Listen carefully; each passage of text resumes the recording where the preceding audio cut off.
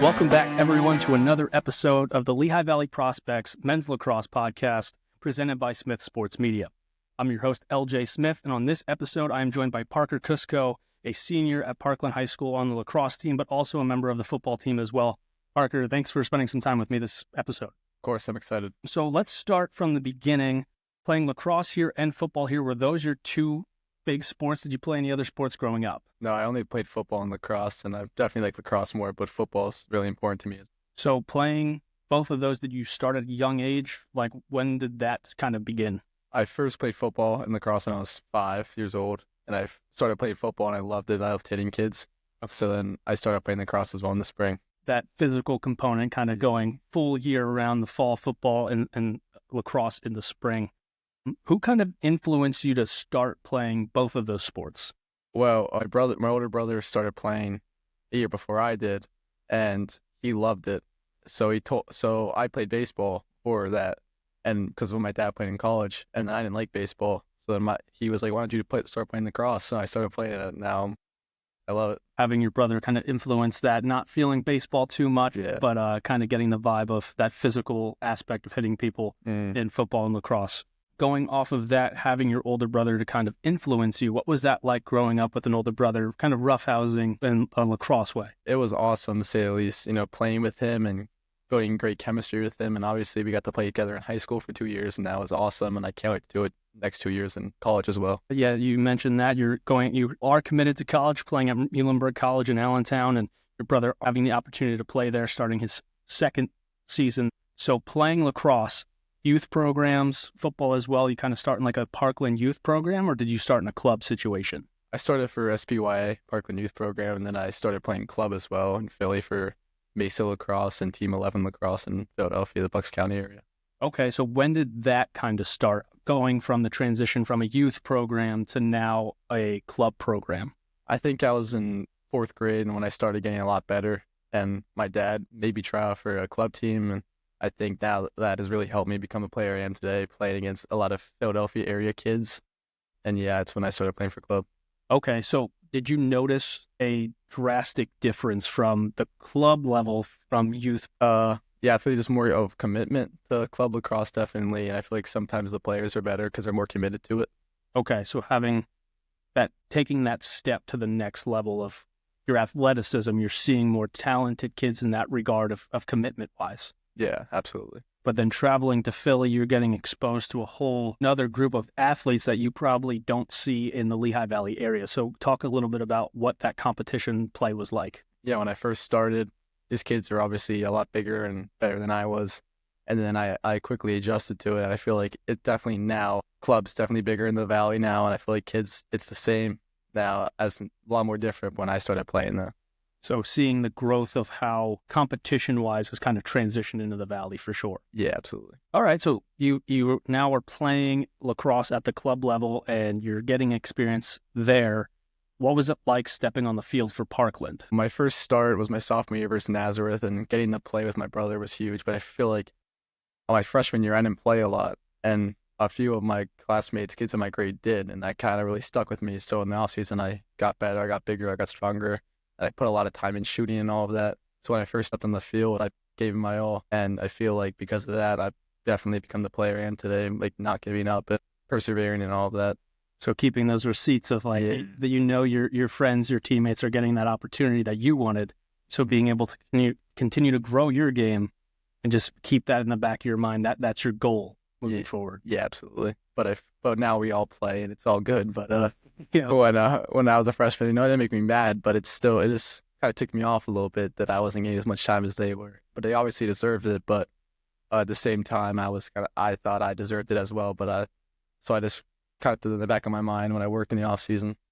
Okay, so kind of motivating you even further. Yeah, that healthy competition. Yeah, let's keep it like that for sure. Absolutely. But that driving you to improve yourself and kind of get you to the aspect you're in now. Yeah. So let's talk a little about what position do you play right now? I currently play attack. So you are attack. Okay. So what skill sets does an attack need that you feel that you have and you bring to the team? I feel like you need to be a playmaker, especially when you're behind the decks, and being a great shooter helps as well, and being quick and definitely being strong. So you're going against big defenders that definitely makes it a challenge to score. So when you're going to shoot on goal, what's like going through your head? Because you're going up against, like you said, these big body guys on defense. What's the first thing that is going through your mind as you're about to take a shot on goal? Where I want to place it, because obviously I watch a lot of film on these kids that we play, and I know what their habits are. So I feel like I've tested them a little bit. Definitely sometimes I shoot more accurately, like try not to make it as fast so I know it'll hit on net. So taking all of that into account, how important you feel watching film is on your opponents to kind of find those little edges you can find. Yeah, it's definitely important, but at the same time, none of that stuff really matters if you can't put it on the field, but it definitely helps when you know. And, not every player is predictable, but I feel like at the same time, if you watch film and you know what they will do at some points, then I think that definitely helps. So skill sets you mentioned as well, are those strengths that you feel you bring to the team? Are there any intangibles that you feel that you bring to your team at Parkland, but also in club? Yeah, I feel like one thing I pride myself on is being a great teammate. I feel that's something that my dad and my brother and a bunch of my coaches growing up have really installed in me, that being a great teammate is really important, and that's what makes a successful team. And just obviously being a good shooter and being a great passer as well. So kind of multifaceted in that regard. Being a teammate is the most important, because if you don't get the buy-in from your teammates, if they don't believe in you either, it's hard to kind of accomplish one common goal. Yeah, absolutely. Is there a difference in play or mindset when you step on the field here at Parkland versus your club? I feel like at club, it's not as competitive. Okay. But at the same time, it is, because, where my team was a bunch of kids that are going to play in college next year. So they want to go out there and they want to make each other look better, want to get better. And then that translates to high school, where everything's a lot more competitive when it comes to schools playing schools and hometown rivalries and stuff like that. So that definitely impacts it. Okay, so that individual aspect of trying to get everyone good looks, good touches, improving that for the looks in college. But when you get on the field here at Parkland, it's like, I want to take down your rival team. It means more that way. Yeah. So we mentioned some of your strengths. You felt like accuracy in shooting. Is there anything that you feel like you are looking to improve upon going into your senior season? Yeah, absolutely. I'm definitely dodging. I've never really done a lot of it in my high school career, but I've did it a lot more in club. But high school, I feel like there's always a lot of better players than me on Parkland that are better dodgers. But I've definitely think that dodging and getting stronger and hitting the weight room. Do you see yourself playing as an attack in college? Is that kind of what you were recruited for? Or are you kind of seeing like wherever you fit on the field being where you go? I hope to play attack, but wherever Coach Plunkett puts me, that's wherever I can help the team is most important to me. So buying into that team aspect for sure. Yeah. We talked about your club opportunities. Any type of big accolades you have acquired throughout your 3 seasons at Parkland and even in club? Yeah, I've gone first team EPC last year, first team all area, second team all area my sophomore year at attack, and Lehigh Valley Player of the Week. And then I've gone all tournament teams for a lot of club tournaments. I feel like that's very tough to do with how competitive lacrosse is in this area. If you and the team find yourself in quality situations, making it to EPC championships and playoff games every year, talk a little bit about what that means to you, accomplishing those things, but also for the team. These past few years, we've always made the championship district and EPCs. We'd never been able to finish them, though. Never been able to win. And I feel like some of these players, kids in my grade, have experienced that. And I think that we all got together and we really, really want to win it this year. We all know that it doesn't start by just wishing it. We have to work for it in a whole season of playing together and developing the best lineup and the best players who play together. So building trust within the team, you guys have felt the pain of what a loss is in the EPC championship, falling to Easton and trying to kind of rebound that this year. Is that more motivation for you and the team? Yeah, absolutely. It's been brought up multiple times already in practice this offseason. We all know that we have to work really hard to practice. Never, putting 100% effort in, because I feel like that's also been a problem for some of us in the offseason. We all know what we have to do. Any type of big games? We talked about the EPC championship and the big stage you get to play on. We talked about in the other episodes as well. You have the opportunity to play at Lehigh University, a Division I campus, being a big game. But are there big games in particular that come to your head that you've succeeded in? Last year in the district semifinals for Emmaus, we came back, and that was a huge game because the whole team played really well together that game. And, beating the 1 seed as the 4 seed was pretty awesome. Coming back and beating your rivals is an unforgettable feeling. That's I just got goosebumps thinking about that. I wasn't even there for that. And then just that the way you described beating your rival, coming from behind and upending the 1 seed. That's going to stick with you and kind of carry that into the season for sure. What game, or if there's multiple games, are you looking forward to for this upcoming season? I'm definitely playing Easton again. We're playing Central because last year it was a very close game, very competitive game. And I feel some of our out-of-conference game, like Wilson West Lawn, Penn Charter, all teams you lost to last year that we haven't forgot about. So we're looking forward to those games as well. Okay. Are there specific fields that, besides playing on your home turf, that you kind of look forward to playing at? Is there like a cool stadium that you enjoy playing at, or somewhere that you just had a good game that you're like, oh yeah, this is my space? Northampton's field. Okay. I played a lot there over the past few years, and I love it there because it's something about that field. It's just like awesome. Like the surrounding of it, the atmosphere, the noise is just awesome, and I love it. Okay, Yeah. Very cool. That's a very unique stadium. It's a fairly new field too, Yeah. so it's kind of in the middle of their campus. Kind of everyone is watching. Now, if you're driving by, if you're walking by, everyone's there, and it gets loud for sure. Yeah, absolutely. So what's your favorite, transitioning away from the team aspect, just looking at you as a whole, what's your favorite part about playing lacrosse? What keeps you gearing up every day to play? I'm definitely playing for my teammates because I've been playing with a lot of these kids since I was 5. And, I don't want to give up on them and they don't want to give up on me. I'm just going out and having fun and playing the sport that I love is just enough for me to keep playing. Is there something you do outside of your sport of lacrosse and football? Because we didn't even touch upon that yet. We're just talking lacrosse. So what do you like to do outside of your sport that you enjoy doing? I enjoy hiking. Hiking, okay. Hiking and fishing and a lot of outdoor activities. Any clubs or organizations you're in school, anything like that you kind of spend time? The Sanctuary Hospital, I volunteer there, walk dogs, clean dogs, and all that stuff. A few times a week. Okay. Try to go as much as I can. That's neat. What is their mission, their purpose? They take dogs that are going to be put down and they try to foster them and sell them to people who can adopt them. So I try to help with that as much as I can. Good on you for taking time out and doing that. That's really cool. What do you enjoy doing when you're not thinking about lacrosse? So like when you're at home, their music, video games, anything that kind of gets your mind off of your sport? Definitely reading. I enjoy reading history books. Okay. I enjoy history, video games sometimes too. All right. Nice. Before we get into the committed part of the episode, talking about how your recruiting experience went going to Muhlenberg College, a couple rapid fire questions. Your go-to spot to eat in the Lehigh Valley? There's a place right near my house. It's called the Hometown Diner. That's very good. Okay. Very good breakfast and very good lunch as well. So I would definitely say that'd be it. Just like the clutch of diner food for sure. Yeah, absolutely. Okay, a different answer so far everywhere. We've had PJ's, we've had Chipotle and Chick-fil-A so far. So some like chain restaurants, but hometown, like a favorite of yours. Yeah, absolutely. All right. If you have control of the aux cord, what's the one song you're putting on? Circus Maximus by Travis Scott on the weekends. Okay. That's a great song. Yeah. Probably my favorite. Yeah. Awesome. Last one here. Is there any pregame rituals or routines that kind of you have to do on game day to kind of get you in that mindset? One thing I've always done for every single game ever since I was a freshman was I drank a Celsius and I ate a Chick-fil-A sandwich for every game. And that gave me enough energy to play an entire game. All right. So that's I've never heard that before. Celsius and Chick-fil-A pregame. Yeah. Not a postgame Chick-fil-A guy. Sometimes. Always before. Nice. All right. So now let's get into kind of the recruiting side of things. The purpose of this podcast is to give you an opportunity to share what your recruiting experience is like, to inform others that are looking to get recruited. So that way they can hear your story and kind of take what they can from the information. So let's start off.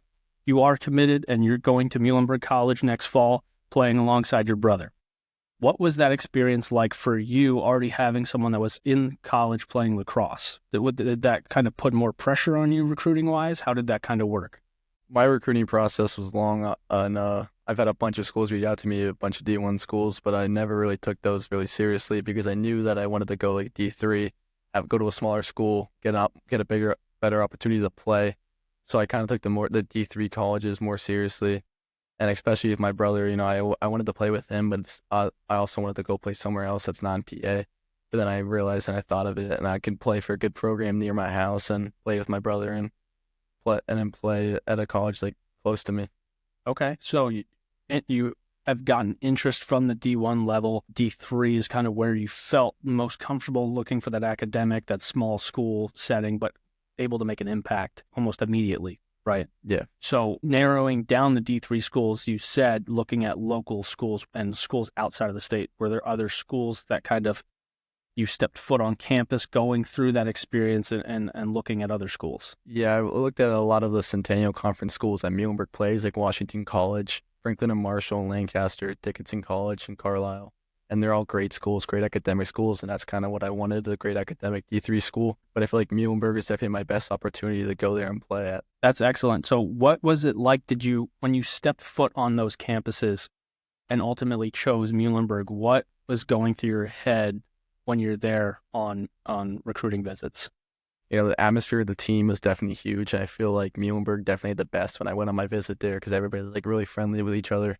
And then some of the other teams, Dickinson was okay too, but Washington College, some of the kids just weren't very nice to each other. And I feel like that definitely is huge to me because I like one big team, one together team. It's definitely big. So seeing how the team dynamic kind of influenced your decision as well. Yeah. So when you're there, did you feel like each campus you stepped foot on, you got a vibe from? So Muhlenberg kind of being close to home, familiarity, how important was that to you, being able to be like, I can fit in here, like this is where I feel comfortable? Yeah, Parkland has a huge outreach with Franklin and Marshall as well and Muhlenberg. But I feel like just the vibe of Muhlenberg, I love it. Like I love the campus and I love like the atmosphere of it. Like the stadium's Scotty Woods is right in the middle of the campus and that's definitely awesome. I like that a lot. How did coaches throughout your process, and then we'll touch on Muhlenberg, but how did coaches throughout the process kind of reach out to you? Was it via email? Was it DMs? Did they see you at tournaments? Did they come to games?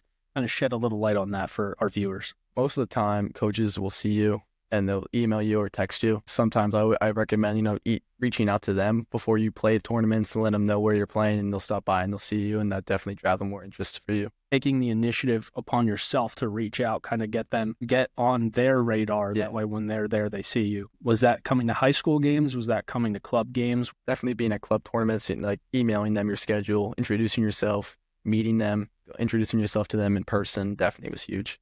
Okay, so what you're about to step foot on a field for a tournament game, and you see coaches lined up on the sideline. What's that like? What's going through your head? It's awesome.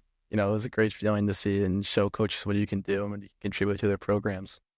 Okay, so did you have any nerves, any anxiousness, or was it just like that vibe of like, yeah, I can't wait to show them what I'm doing today? When I first saw a bunch of coaches lined up, my first time playing in front of them, I definitely was nervous. But I feel like the more I played in front of coaches, my nerves went away and I just played like myself.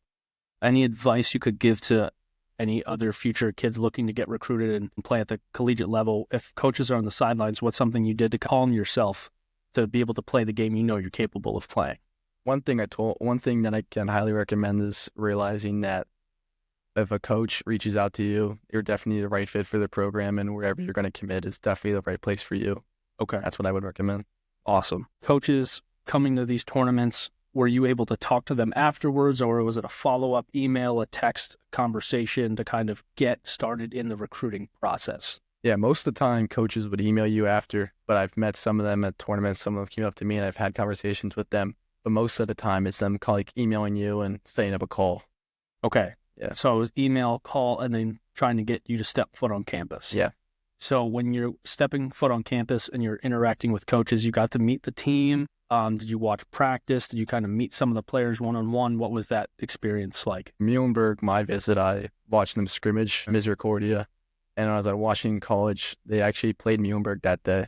Okay. So that was an interesting day for sure. I can imagine that, knowing that you're looking at those schools in general and knowing that your brother's across too. It's one of those weird, like not many people can experience that. Yeah. Let's talk about Muhlenberg. You committed to Muhlenberg. What was that feeling like, knowing that you're committing to play college lacrosse? It's a great feeling. You get the 4 years figured out. The class my kids also commit to my grade are also like great kids, and they're very nice and they're very friendly, and I'm very excited to play with them. The opportunity, again, as you alluded to earlier in the episode, playing alongside your brother, how much did that impact your decision to go to Muhlenberg? Was that something you took into account, or was it like, I feel like I fit here regardless of like your brother being on the team? Yeah, it definitely was a part of it, but I feel like the bigger part of it was fit really well in this program. I love the coaches. Coach Blunkett's a great guy, and the team is really up and coming. They're going to be really good in a year or two. and they're definitely be one of the best in the Centennial Conference. My brother being on it was definitely huge, but it wasn't the main reason why. You mentioned Coach Plunkett a lot. What did he say that kind of sold you on the program? How did his interactions with you throughout the recruiting process make an impact? He is definitely an optimistic guy about me. Saw some things in my game that I never knew about myself, and I realized that untapped potential that I could definitely bring into Muhlenberg that I had no idea about. Him seeing a future for you that maybe you didn't see and being able to sell you on that and make you believe even more like, hey, I can do this. How much does that fire you up as you're about to step on the field this season? Yeah, it's definitely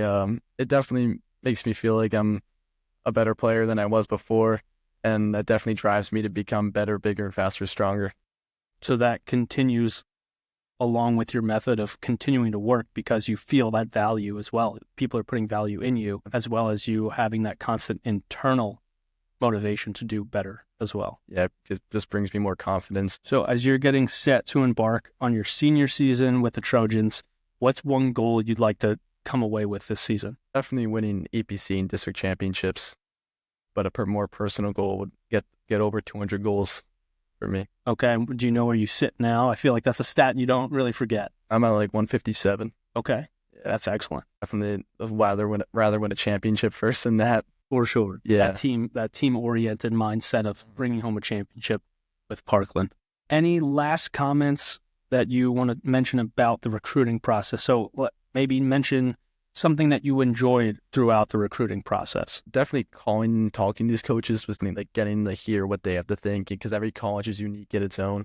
And that was awesome for me to hear because I've been recruited by a ton of schools, each one very different than each other. It's awesome. College coaches from Florida, coaches from New York, it's just different wanting to get you to visit. I visited a bunch of schools, and that's definitely awesome. I definitely recommend visiting as many schools as you can, calling as many coaches as you can, taking everything in, because it's awesome. And maybe something that you disliked throughout the process, or something you could have done without throughout the recruiting process. Sometimes coaches not replying, but I understand it. It's hard to it's hard for them because they have to do so much coaching and recruiting and all that. So I get, but that's probably the downside. But yeah. If there is a downside, just that not having communication throughout the process. That's going to wrap up this episode of the Lehigh Valley Prospects Men's Lacrosse Podcast. My guest today, Parker Kusko, a senior attack from Parkland High School, committed to Muhlenberg College. Parker, best of luck to you this upcoming season and throughout your college career. Thank you. Thank you for having me. Thank you for tuning in to the Lehigh Valley Prospects Men's Lacrosse Podcast presented by Smith Sports Media. Please subscribe to our YouTube channel searching Lehigh Valley Prospects Podcast. You can stream the podcast on Spotify and Apple Podcasts searching Lehigh Valley Prospects Men's Lacrosse Podcast. Follow us on social media on Instagram at LV Prospects MLAX Podcast, on X at LV Prospects MLAX, and on Facebook at Lehigh Valley Prospects Men's Lacrosse Podcast. Until next time, I'm your host, LJ Smith, signing off.